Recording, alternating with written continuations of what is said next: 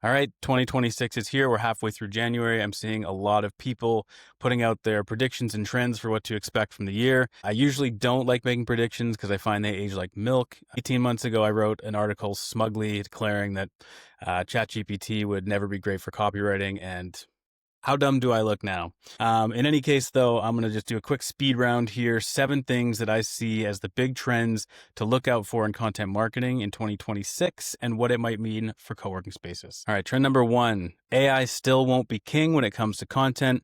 The reason I say this is that I've seen a lot of people taking their content marketing in-house, thinking that they can get away with just using ChatGPT to create their content for them. Sure, AI has probably made your content faster. It's made it faster to create blog content and emails and social posts and web pages and things like that.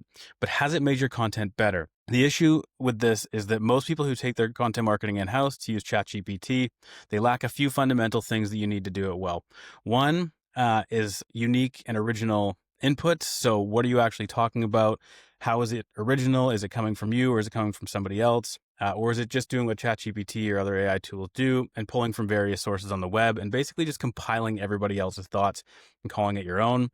2, they're lacking someone with at least a fundamental understanding of the content functions that you're using ChatGPT for. You still need to know what good looks like. I've been saying this all year, all of last year.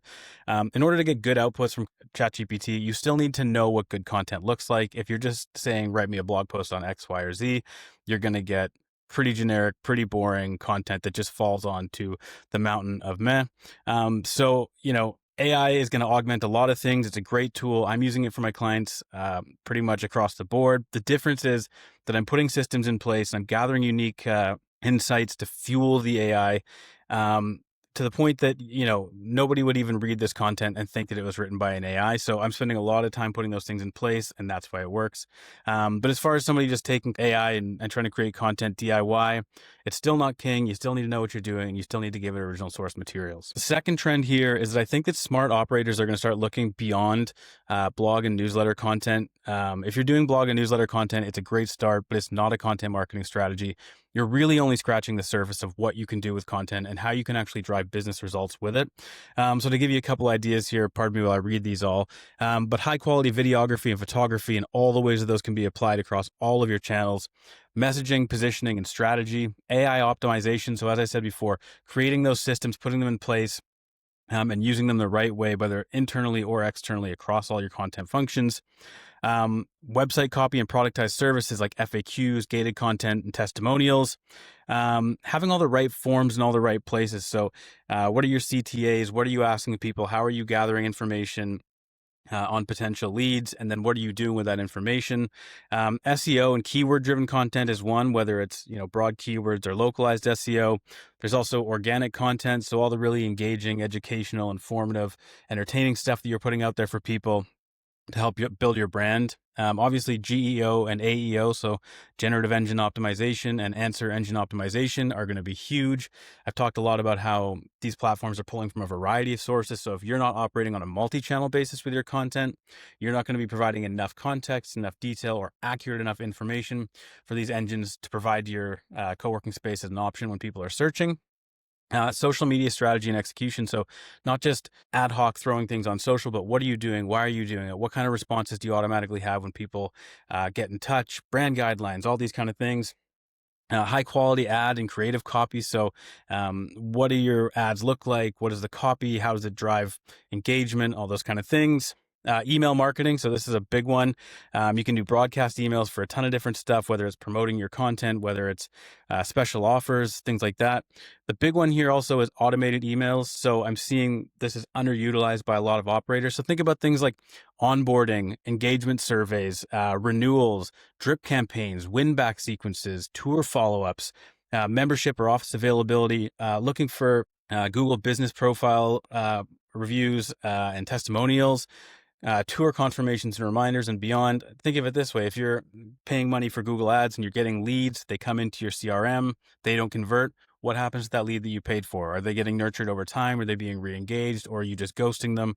This is also a really valuable content marketing function. SMS marketing, this is one that's definitely underutilized, but still relevant today.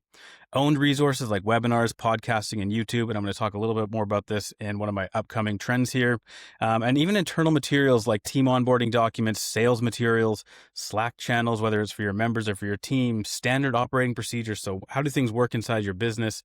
Whether it's sales, whether it's onboarding, opening, closing, procedures, marketing, whatever it might be, internal communications, and things like that. So as I said, there's a lot that you can do with content marketing. And I think broadly in the co-working industry, these functions are being underutilized. People are looking at it solely as blog and email, but there's a lot more to it than that.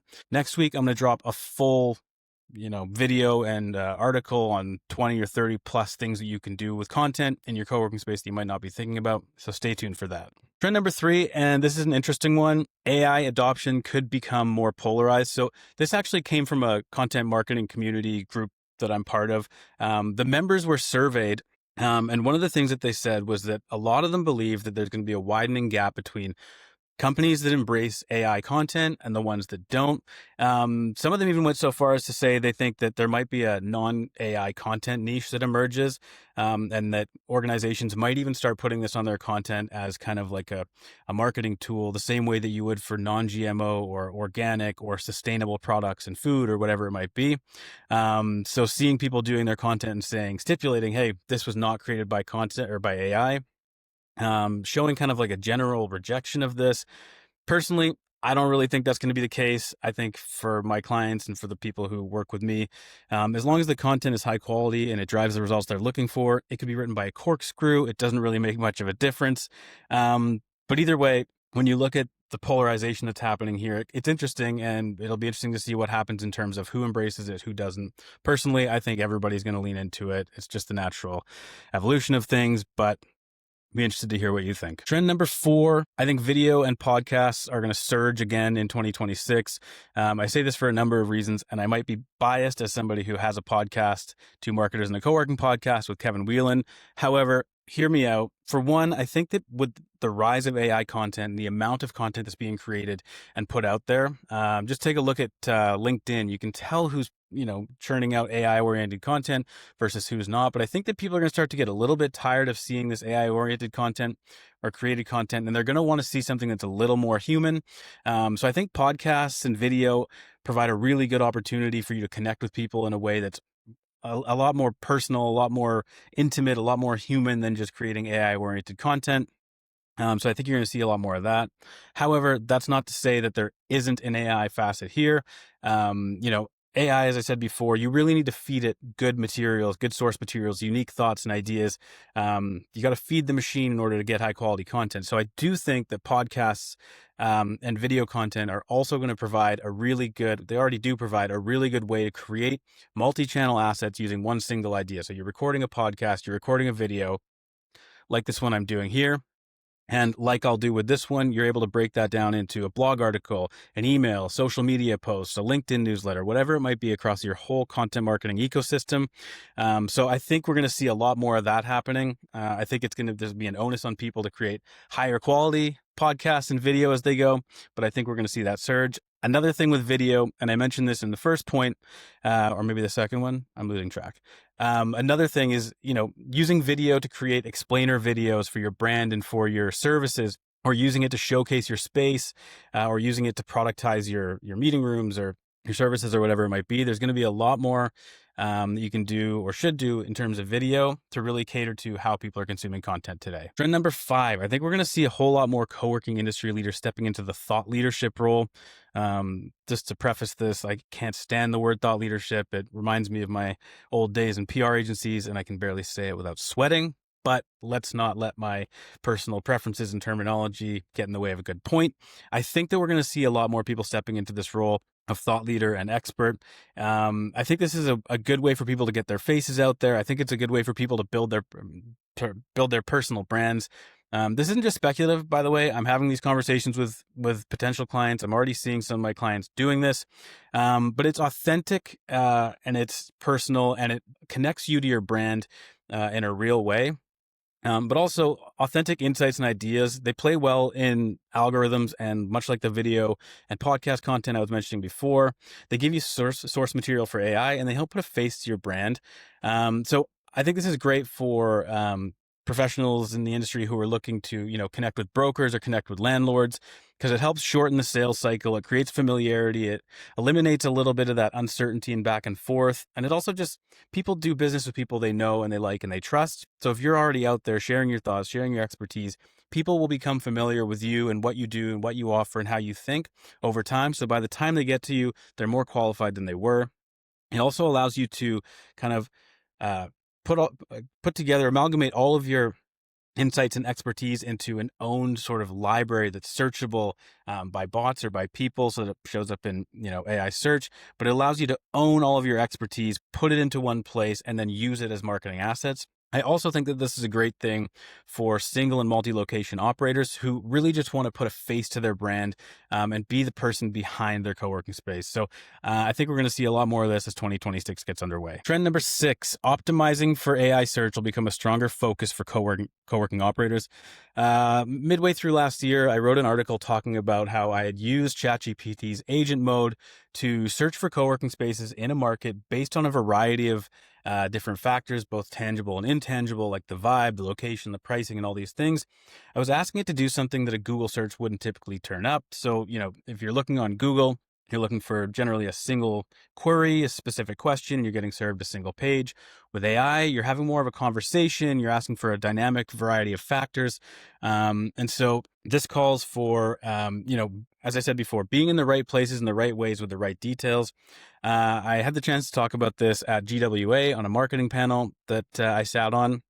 But it really, the key here is to take control of the narrative of your co-working space. So AI typically will pull from a variety of sources, even things like Reddit, Wikipedia, social media, your website, your reviews, what other people are saying about you, your brand reputation, and all these things. So taking control of the narrative, having an omni-channel or multi-channel content marketing approach, and putting the right accurate information out there is essential. If AI can't find the right answers, it'll either just leave it out, make it up.